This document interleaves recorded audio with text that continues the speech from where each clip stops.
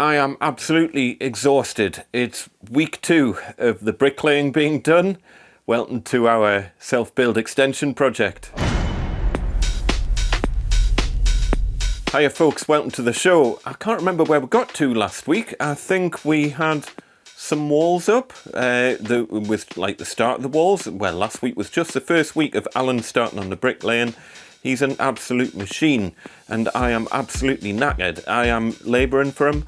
I have moved more blocks than I care to talk about and there's still so many left to move, but we'll get there. We'll get it done. Let me show you what we've done so far. It really is the royal we, because Alan's done all of this pretty much single-handedly. But yeah, scaffolding's up and we are rocking. We are motoring on this project. Let me take you inside our kitchen. And Alan has got the, the right-hand wall, as you're looking at it. The internal leaf all done and cut pretty much up to the top of rafter height. There's a couple of blocks left to go at the top there. And then the ledger board for the rafters is going to go across there. It's going to be just under that row of that soldier course there, basically. I need to jiggle around with some pipe work there and do all sorts of magic things.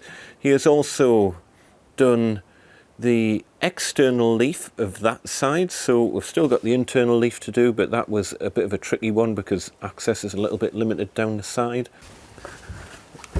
Oh, it's difficult to show you, but you get kind of the general idea. There's about ½ a metre gap there, so there is actually plenty room to walk around, but he's been doing that all overhand from the inside, and I've been helping out, doing a little bit of jointing and whatnot. I've been a bit of an apprentice bricklayer, so I've quite enjoyed it. I jointed all of that up there. It's all right. It's not as good as Alan's pointing, but considering the wall's getting plastered, it'll do the job. As I say, all the scaffolding is in for the rear section, and well, I'll show you the garage section in a minute. So there's a little bit to finish at that corner there, and then there's a whole internal leaf. So I've got a lot of blocks to get loaded out on here. Alan's actually away for a couple of days, so I'm filming this on the Thursday evening. And to be fair, just to give you a gauge of how much work Alan has done here, it is truly amazing. He was only able to work on Monday and Wednesday and Thursday morning because Tuesday it was just an absolute write-off. It was just far too rainy to do anything. So this is kind of 2.5 days work basically. There's a gap where the bifolds are going. That is kitchen window over there. So there's another course or so to go on top of there, and then lintels need to go in. We have all of our lintels ready to rock as well. We've got the big 3.6 metre one there for above the bifolds. I've labelled them all up just so I don't accidentally put the wrong one in the wrong place, which is easily done because some of these are heavy duty ones and some of them are standard. There's another one over there. Everything's kind of neat and tidy. I should really cover those blocks up, but I'm going to be moving more blocks tomorrow and there's no rain forecast, so well, fingers crossed. But yeah, we are motoring. We're nearly done at the back, blockwork wise. I reckon he'll be done at the back here in probably one more day. And then, let me show you down the side here, because it's not just the back that he's been working on. So he's got the internal wall, well, the cavity wall of the garage built up to the first lift for the scaffolding. So we're just waiting on, we're going to go for a full platform in here all the way from left to right. So technically he only needs like a platform down the left here, but if we get a platform all the way across, it means I can start making a start on taking this wall out. I can probably take the outer leaf out, maybe just board that window up temporarily. A few other things that we need to start making decisions on as well. We need to work out where the flue is going to run from the boiler, because that's the gas boiler. Obviously that window is getting bricked up. We've got the soil stack is nicely coming through there.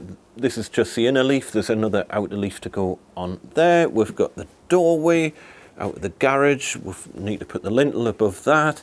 So I need to have a chat with the plumber, and he'll probably be popping out at some point just to double check the route that this is going to take, because what I'll do is I'll get Alan to leave a hole in the brickwork ready for the flue to run through, and then it means I don't need to bother core drilling the blockwork afterwards. What I'll probably do, hopefully, is, let's see, it's going to have to go up a little bit, and then it's going to have to go along a little bit, and then it's going to have to come forwards so that it can come out like here-ish.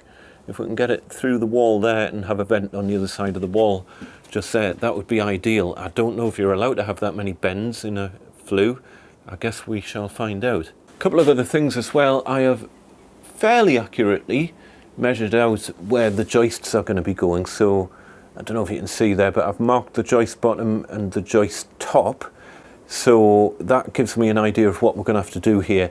And I think what we're going to have to do is take out that entire soldier course all the way along and just put a wall plate in for the joists to sit on. Hopefully that'll do the job.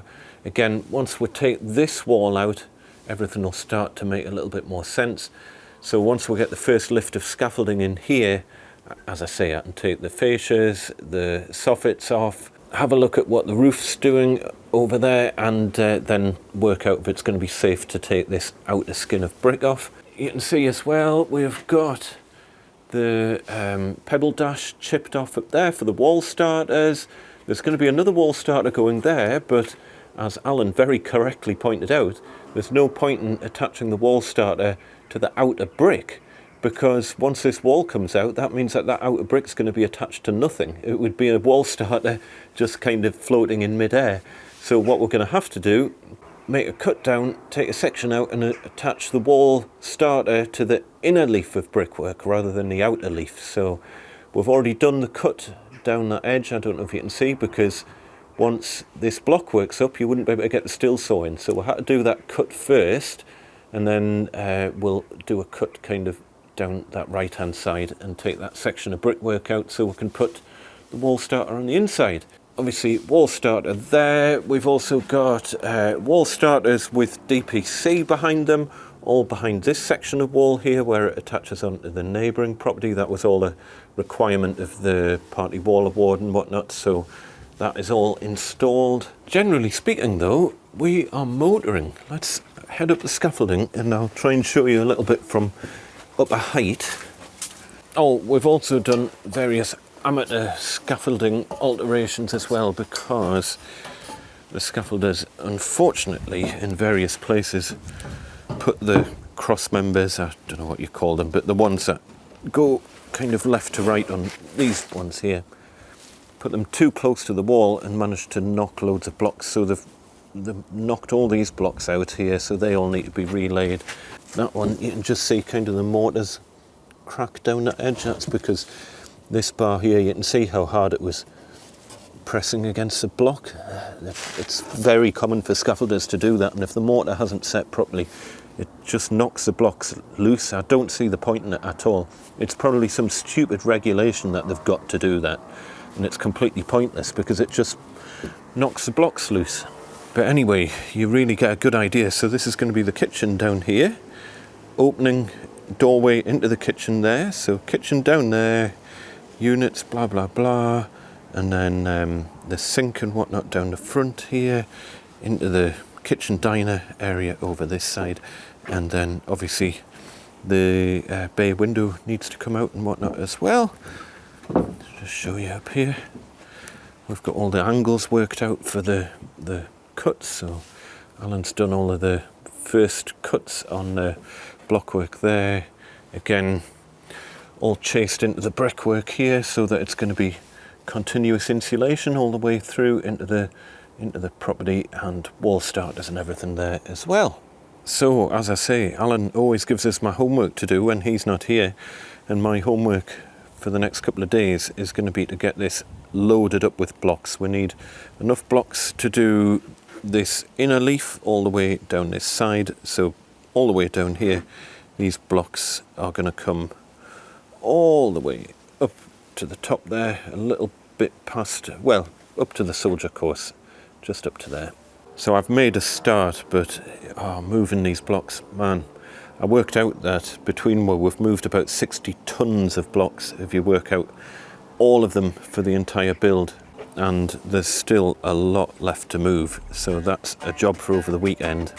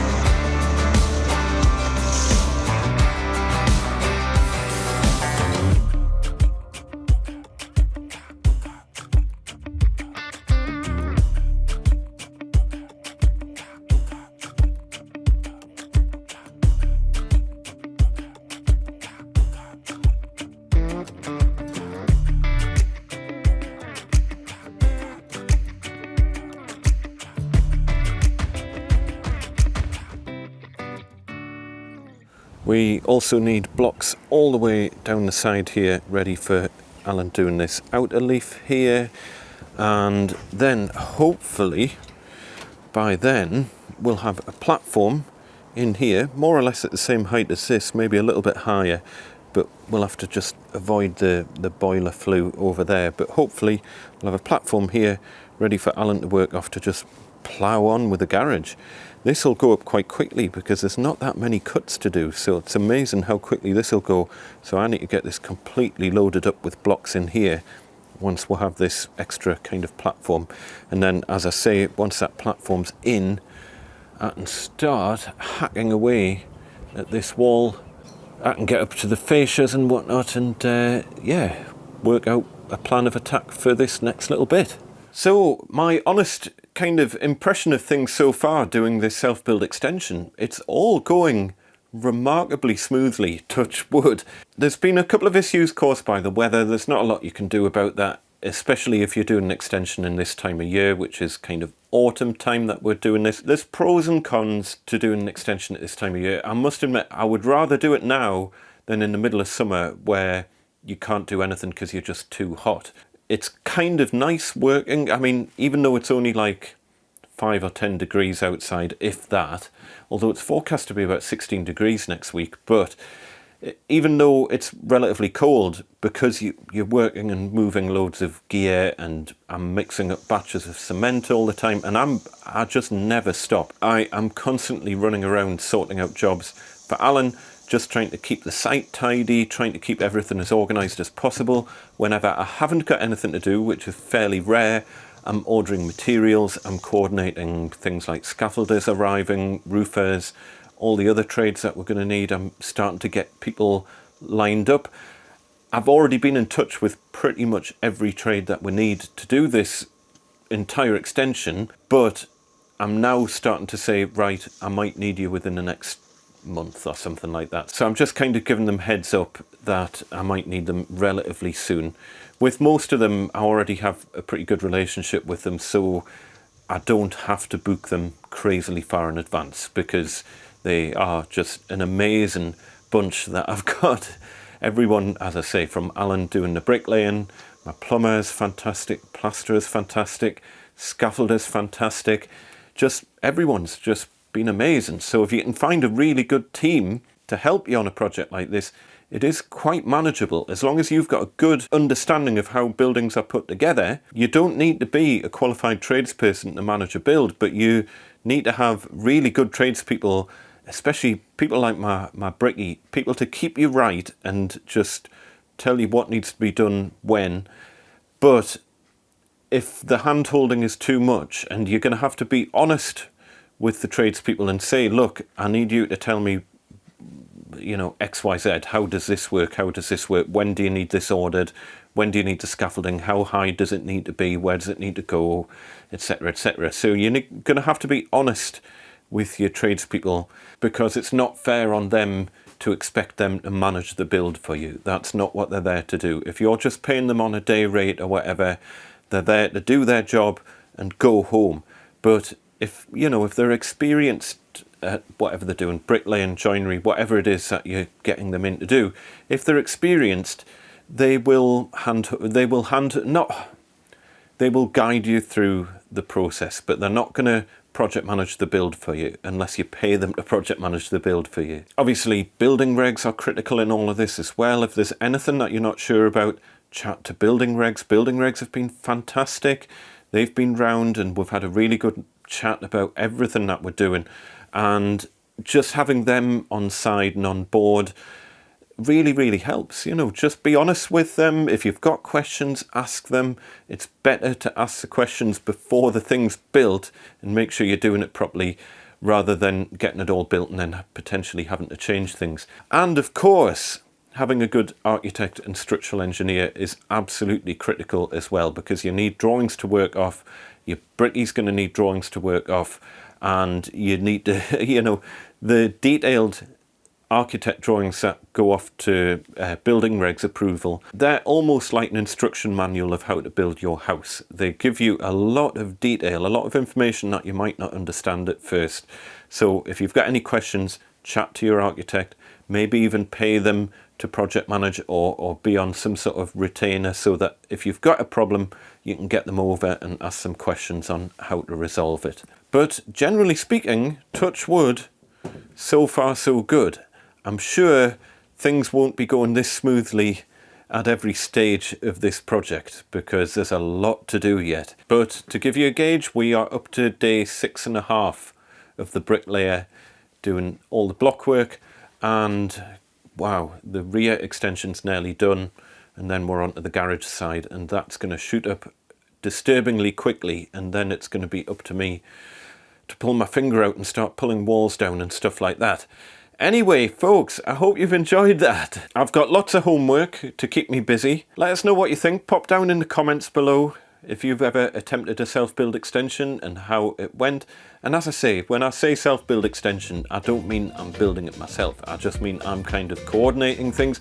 If you want to see a proper self-build house, go and check out Rodian Builds. Amazing channel where Rodian's basically built a house all by himself, more or less.